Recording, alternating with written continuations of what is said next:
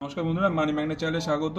আজকে ভিডিওতে আমি সিলভার প্রাইস নিয়ে কথা বলবো, কারণ সিলভার প্রাইস একটা বড়সড় আপ ট্রেন্ড মুভমেন্ট দিয়েছে এবং এর পেছনে মানে কি করা করা উচিত আমাদের এবং আমাদের প্রসপেক্টটা আরও কী হওয়া উচিত সেটা নিয়ে পরে আসছি। তার আগে একটা আপনাদের নিউজ দিয়েছি স্টক মার্কেট সংক্রান্ত, যেটা হচ্ছে মার্কেট আমাদের 15ই জানুয়ারি বন্ধ থাকবে, এনএসসি বিএসসি দুটোই।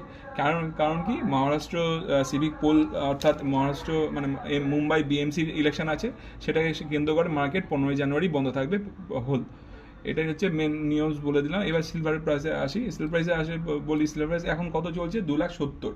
এবার আমি বলি, এবার আমি এর আগে লাস্ট যে ভিডিও করেছিলাম সেই ভিডিওতে সিলভার প্রাইস কত ছিল? সিলভার প্রাইস ছিল 9 জানুয়ারি যে আমি ভিডিও করেছিলাম তখন 2,49,000 মতন ছিল সিলভার প্রাইস।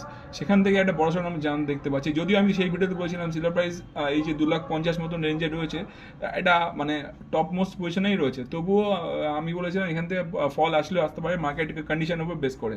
কিন্তু আজকে এই যে আপসাইড একটা মুভমেন্ট দিয়েছে 2,70,000, সেই যে মুভমেন্টের পেছনে একটা বড়সড় কারণ হতে পারে নিফটি একটা আপসাইড মুভমেন্ট এবং মার্কেটের পজিটিভ নিউজ রয়েছে ট্রেড ডিল নিয়ে।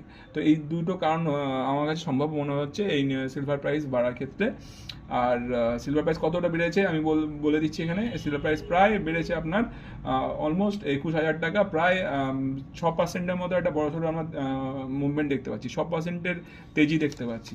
তো এই যে ফার্স্ট যে মুভমেন্টটা সিলভারে, খালি যে সিলভারে হয়েছে এটা না, সব মেটালেই মুভমেন্ট ছিল। তার মধ্যে দুটো মেটাল আমি বলে দিচ্ছি। কপারে যেমন ছিল 3.05%-এর আপ ট্রেন্ড, জিঙ্কে ছিল 1.05% মতো আপ ট্রেন্ড।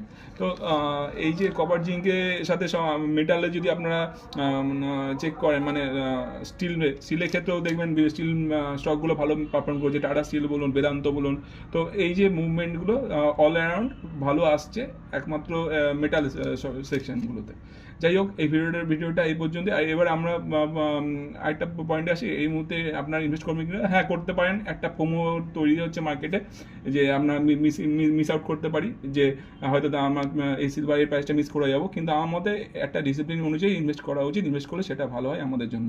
যাই হোক, এই ভিডিওটা এই পর্যন্ত। কেমন লাগলো সেটা আমার জানাবেন। ভিডিও যদি ভালো হয় তো আমার চ্যানেলটা সাবস্ক্রাইব, শেয়ার, লাইক করে আমার চ্যানেলের পাশে থাকবেন, আমার চ্যানেলটা গ্রো করতে হেল্প করবেন। ধন্যবাদ।